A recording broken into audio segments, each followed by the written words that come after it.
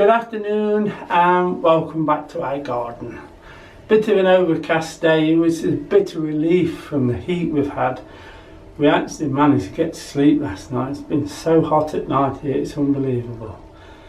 But now, starting in the greenhouse, there's a little job I always like to get done at about this stage of the tomato growth. When we was in the top greenhouse, if you remember, I used to do it in there, so I'll do it in this one now.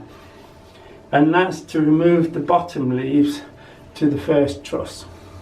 Just like that, up to the first truss. But in this greenhouse, with having this board at the back, a wall, the bottom leaves are not doing much anyway, so it's... But in the main greenhouse, I did exactly this. What I do is, I like to cut upwards, yes? If you cut downwards, you tend to tear the bark of the bark, but it's not really bark, it's the skin of the tomato, and then it could go rotten and you could lose your tomato for it. This one's a little bit high because the tomatoes don't start until this height, so we'll take that one off anyway. It's no the knife's not the sharpest knife, but it will do these. This one, we'll just whip these off. You have to be careful, if the tomatoes are there, you don't cut the tomato. That'll do. These leaves that are hanging down, just take those off as well. It won't hurt it. That one's got one hanging right across it, so I should put my hand in between. The tomatoes can now get a bit of light and air around them, because remember, it's the warm air that will ripen them. Some of them are now getting to where I want them, so I shall stop them when they get up here. I worry a little bit, but having no protection on the outer glass, if we really get a blasting hot summer day, these leaves might get a little bit burnt. You can do the same for the peppers. Take some of these bottom leaves off. I wouldn't recommend taking them all off, but to take a few of the bottom ones off won't hurt the plant at all. These here are sending up side shoots now, so you could just tie those in, and then later on, when you've had these peppers, you'll get a second set. But remember, while it's growing, it's taking some of the goodness that's coming up the stem, so it's either you want them at the top or do that. For a few late ones, I wouldn't recommend doing them all. Now we'll have a look at the cucumbers and see if we can take one or two of those. Cucumbers have done very well on this wall. I have stopped them now up there. It's no good bringing them over. And anything that grows out as a side shoot now, I tend to take off. But we won't get the crops that we got in the top greenhouse, but we're getting some, I'll show you. We're getting some decent cucumbers on them. I think you want me to take that one, don't you? I'm using the scissors on these, so I don't push that knife in there, you don't know what we're going to cut. Right, and we'll take this one as well, I think. There you are. Two very nice cucumbers. One's still got the flower on, you can't get fresher than that. And we'll have a look at the cabbages and the broad beans on the way up. We had the broad beans. As you can see, there's plenty on there for what we'll ever want. And the heat is now really taking its toll on the plants now. It was very, very hot down here. We'll probably get these picked tomorrow and get them frozen down and stored away for winter, and then the rest of it can go into the compost heap. Just as we're passing the tomatoes, I've noticed we've got a bit of growing on here. Look, can you see where that's where the fruit will be, and then it carries on growing. Some you get it, some you don't, so it's best just take those off. Look at that one, look. Best just take them off. And then the tomatoes will still grow there and they'll not grow on. What I shall also do is the same thing as we've just done in the greenhouse. I'll take all these leaves off at the bottom up to the first fruit. You can see how the heat's been affecting these. Although they've been suffering with the heat, etc., and I water them all by bottles now every morning, and if it's a really hot day, again in the evening. Today I was looking at the Brussels sprouts and the cabbage, and they've really been suffering with the heat and the dryness of this garden. The soil under them was all cracked wide open, and the poor plants had the leaves down a little bit, so I put a sprinkler on them and I left it on them for a couple of hours, and they seem to have picked up with it. But the thing is, we're going to cut a cabbage now that's been watered for 2 hours, so it's going to be a bit of a wet job. Now I've opened the tunnel up to have a look, took the mesh off, and we think this one is a good solid cabbage. When you come to check your cabbage, don't squeeze too hard because you'll damage the tops. What I'm going to do is just cut the top off.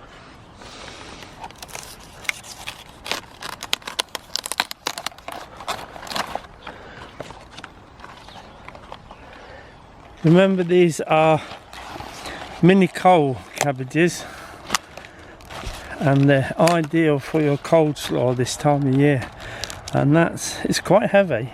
Why I've cut it off, that if we get a few new shoots from the stump, if you like, I can give those to the chickens, because I'll give them these anyway, but they are quite tough. Where if we get some new growth, they'll love that. While we're passing, I'll also take a few of the spring onions. I've got the knife with me, what we cut the cabbage with, so we'll loosen them out with the knife. We'll take this little clump here, I knock some of the soil off, and then we'll wash them up at the tank. Nice onions. And this one.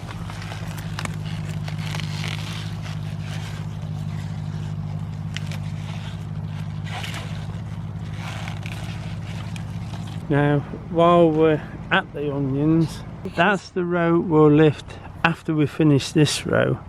Then this one and this one will be following.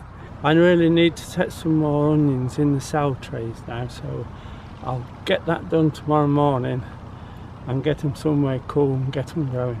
We'll just take this one as well, it's quite a big clump.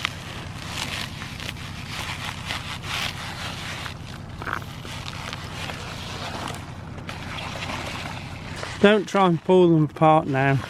Put some in some water, give them a good soak, and they just come apart. Now we've got down to the strawberry bread. It's very, very dry. The land's cracked open again, but I don't want to water it too much for damaging the strawberries, getting them too wet, and also the more water you put on, it's more slugs will come onto it as well if it's damp. With it being dry, they tend to stay off it a little, and the beer traps are working brilliantly. Every one of them's got some slugs in, but I'm not going to show you. We need to pick some.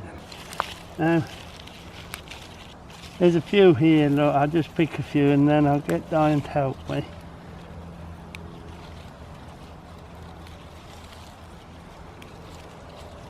There you are. Different sizes, obviously. We don't size grade them. I think that one perhaps could have done in another day or so. There's a little bit of a skid on it where a slug's been, but that can be just cut off after it's washed. So I'll get Diane to help me pick them. We've picked over the strawberries, and we've got a nice star tray full of fresh strawberries. Some for tea today, and I think some for tomorrow, don't you? Now we'll go into the fruit cage, because I think there's quite a bit of fruit in there already. Now we've got to where the raspberries are, and as you can see, they're like we wanted them to do when we cut the top. it's from top to bottom fruit now, so they're really producing a lot of fruit, and decent sized fruit as well.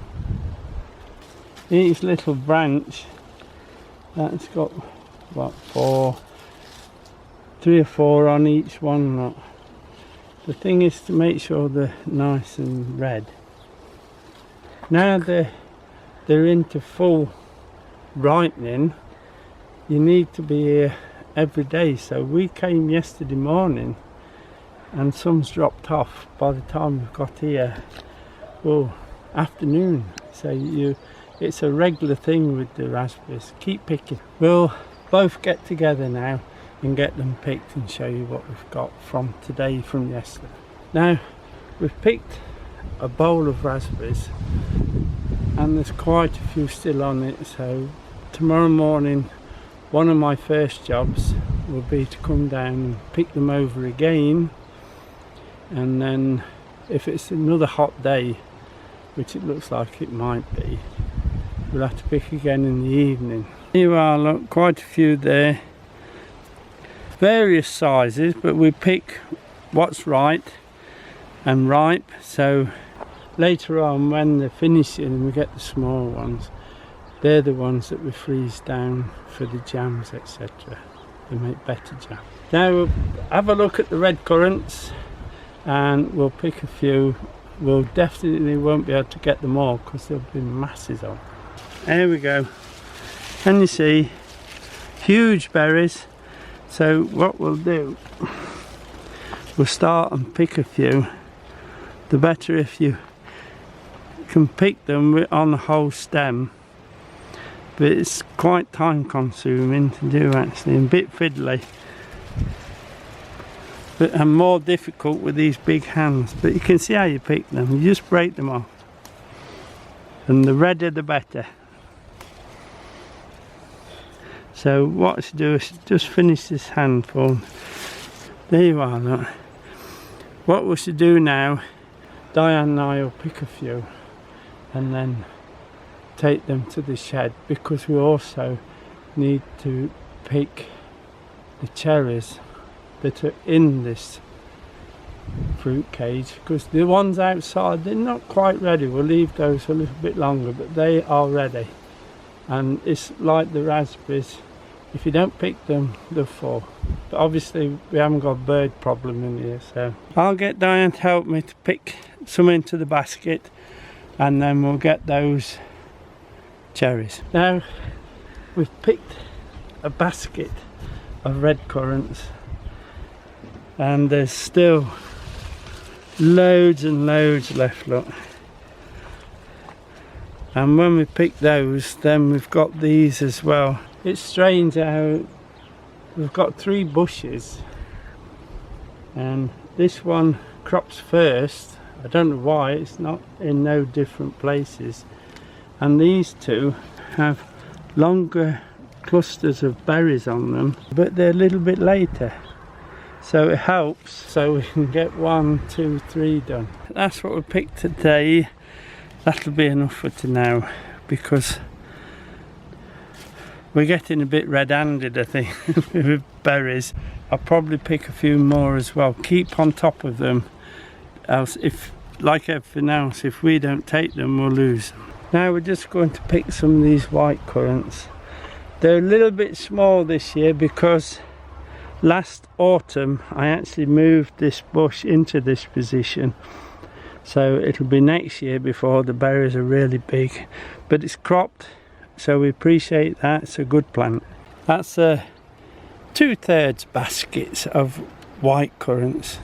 They're white currants, but they look like pearls, don't they? Absolutely beautiful. I do like white currants. Now there's some cherries in here.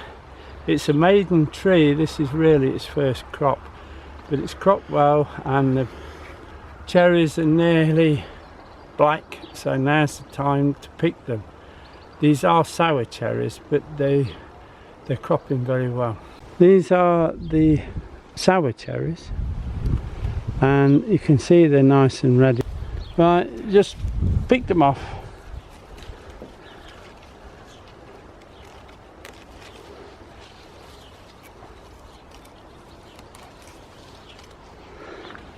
There you are, look. Now these are obviously sour cherries. They're actually called morello, and they will grow on a north wall. They're very useful cherry, but they, as I say, they are sours. Right, we'll get them picked and we'll come back to you with some gooseberries to pick as well. Now we've got a nice punnet, if you like, of morello cherries. Now that's that little tree's first year cropping. We thank it. It's done rather well. Now we've moved down. We sort of saved the best for last, the prickly stuff. These are the gooseberries. There's one green and one red. I shall pick a few of the reds into one of those punnets, and then what we'll do is get us both on and pick as many of both as we can without getting too prickled up. There's the nice red ones. You'll find that they're redder when they've been in the sunny side of the plant. If you go to the other side at the back, they'll be more green, but they still taste as well. And you just, what I tend to do is pinch the end and pick below, like that, to show you what we've got to pick. You see under there, there's quite a few of them, but we'll pick a few and then we'll show you what we've got. Well, we've brought them all up now and got them to the shed, washed the onions, and we can say it's a nice fruit harvest. I'll take you through what we've got. Spring onions, doing very, very well. They are. That minicole cabbage, beautiful. You can play rugby with that, it's that hard. Some lovely gooseberries, green. 2 of the cucumber femspot, that's what they are. Strawberries, very nice those. Raspberries, same again tomorrow with raspberries, we won't forget. Then we have the red currants. We could have double picked that, but that's enough for now. White currants, same again, we could have double picked them, but that's enough for now. The cherries, that's the ones off that first crop tree. They're all right. The other ones are not quite ready yet. We'll get those as and when. Then you've got 2 punnets there of red gooseberries. All in all, it's nice to be harvesting again. It's been a long, hard growing season up to now, and I just hope it eases a bit, although the cold wind on my back is not good for this time of year. So that'll be it for this week, everyone. Do take care, and we'll see you in about a week. Okay, bye now.